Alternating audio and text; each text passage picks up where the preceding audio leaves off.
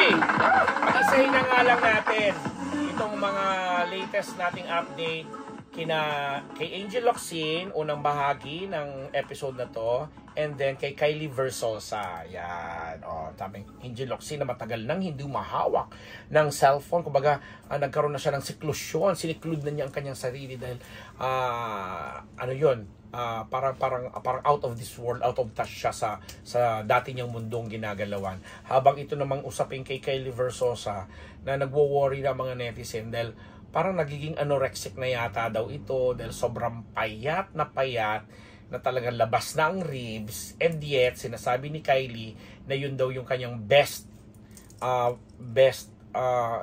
health, hindi naman best health, yung best figure or yung pinaka fit niyang pangangatawan.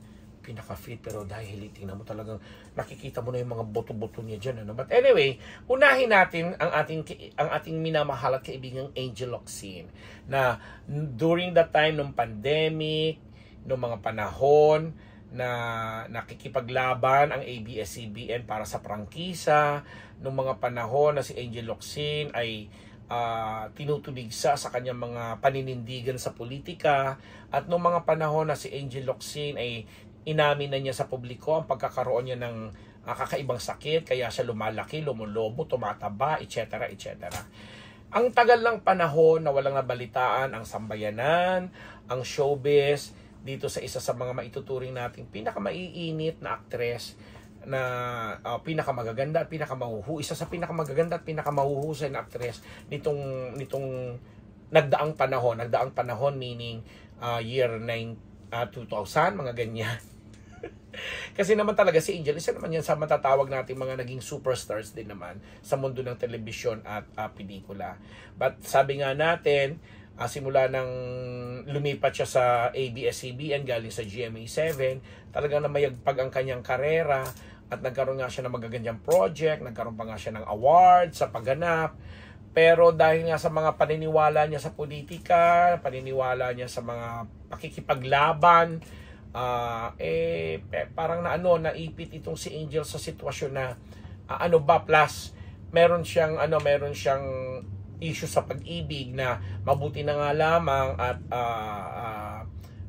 sinusuportahan siya, ginagabayan siya, at yun ang nagiging inspirasyon niya hanggang ngayon, yung kanyang minamahal na si Neil Arce, na ang tagal ng panahon na plinanong magpakasal, hindi pa rin yata sila nagpapakasal o hindi pa sila kasal hanggang sa ngayon, ano.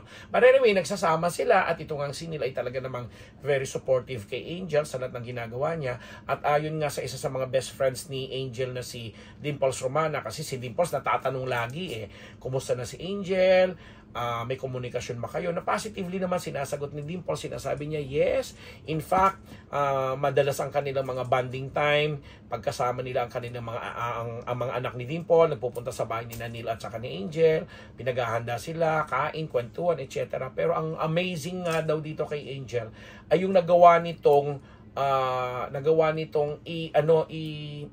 i-separate ang kanyang sarili sa mga galawan sa showbiz. Kaya hindi ito nagsi-cellphone, hindi ito mahawak ng mga kung ano-anong gadgets, na alam mo yon, makakapagpaalala sa kanya or makakakonect sa kanyang mga trabaho dati sa showbiz, mga kaibigan sa showbiz, kakilala sa showbiz, etc.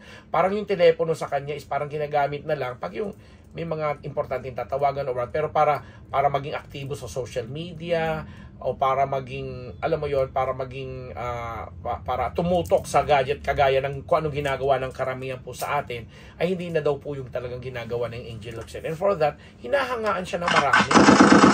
Diba? Para sa isang actress na talaga namang alam mong na mayagpag, naging matagumpay, maging ganun ang klase ng pagsasakripisyo para maidayo niya ang kanyang sarili sa mundo ng mga ganito, etc. etc. Wow, bonggang ang maitatawag yun, di ba? So ang ang nakakatuwa lang kasi, di ba, sana although walang binabanggit si Dimple sa kanyang pagbabalita tungkol sa kanyang best friend na kung kailan ito nagpaplanong bumalik, pero sa ngayon alam daw niya na masayang-masaya ito, and at peace, natagpuan nito ang peace of mind, yung kapayapaan na matagal na niyang hinahanap kasi nga naman noong mga panahong aktibong-aktibo siya sa showbiz, napakaingay, napakagulo talaga. So parang ang hirap niyang balansehin. Kaya nga 'di ba, ang naalala kong last podcast po namin dito tungkol kay Angel Locsin, yung namatay po ang ating isa sa pinakamamahal na kasamahan sa panulat na si Manay Ethel Ramos na naging manager. Actually si Angel yata yung isa sa mga huli niyang minanage at siya rin yata ang naging huling manager ni Angel Locsin, si Tita Ethel, no? And na-podcast nga natin dito kasi simulang magkaroon ng wake, alam mo yon, gabi-gabing buro, lamay, etc. Ang dami po talaga, lahat po talaga na nakakakilala at nakakaalam ay hinahanap si Angel Locsin. But then again, may mga narinig naman tayo at may mga nakarating naman sa ating balita na itong si Angel naman, hindi man siya nagpakita doon sa lamay o sa burol. Nagpadala naman siya ng, alam mo yon, ng kanyang pakikidalamhati, tinawagan yung mga naulila ni Manay Ethel. And sabi naman ng iba, sabi ng mga nakakalam, that's enough kasi nga, siguro nga, anong tawag doon, sinusubukan ni Angel na buuin ang kanyang sarili, na natuparin ang naipangako niya na out of touch muna siya sa show business. And I'm sure pinanalangin din naman ni Angel itong si nakarating naman din sa atin. Kaya nga sinasabi natin, pinapapurihan natin yung ganung klaseng disiplina na isang Angel Locsin lamang ang makakagawa or nakagawa. Na sana nga one of these days mapanood ka namin uli, Angel, di ba? So parang parang nakikita na naman ng mga tao na gumaganyan ako sa iyo. Si Don po yung binibigyan ko po ng senyales kasi hindi nanonood sa akin. Yeah. Sana sa mga susunod na panahon, mapanood ka namin, Angel. At sabi nga namin, isa ka sa mga actress na talaga namang nagmarka din ang pangalan sa mundo ng showbiz. Kasi sabi ko pa, ang party natin, si Kylie Versosa nga, na nagwo-worry po ang mga netizen natin. Dahil nga sa nakikita nila sa mga social media post nito, bakit di umano sobrang payat ito, na parang anorexic na ang dating, kumakain pa ba ito, etc. etc. Tapos, dun din sa same post na yon, parang may sinagot si Kylie Versosa doon na sinabi niya, I'm in my best condition.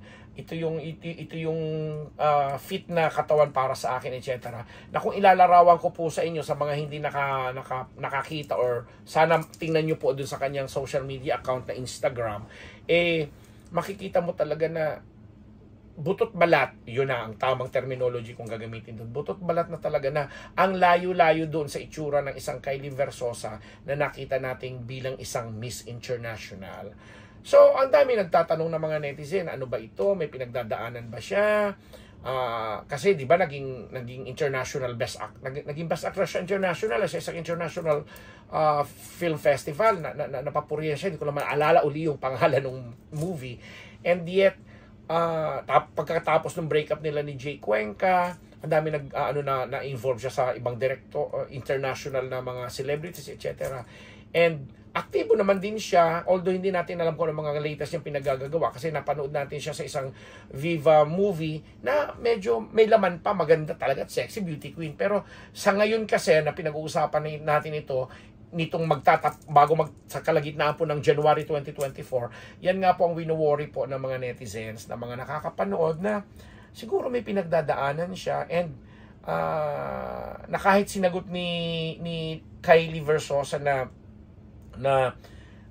she is in her best condition right now, yung kanyang health is okay naman, nagwo-worry pa rin ang marami kasi nga parang hindi, sabi nila, hindi normal sa isang gaya niyang beauty queen at na may pinagmamalaking sexing pangangatawan at magandang pangangatawan, very healthy tingnan, na nagsasabing healthy siya although sa paningin ng iba ay hindi o sa paningin ng marami ay hindi.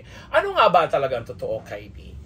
Sa mga susunod na episode ng Unbearable Channel, susubukan po nating sagutin niya at maraming salamat sa inyo. Ayan, nakapag back to back ako ha. May Angel Locsin ako na sinimulan natin yung kwento na nagkaroon din ng struggle sa kanyang sobrang pagiging mataba dahil may pinagdadaanan siyang sakit because of her goiter and may kinalaman dito sa di ba? Sa thyroid something, di ba? Kaya dahil sa mga epekto ng gamot niya, lumobo siya. Parang yung nangyari kay Miles Ocampo, di ba?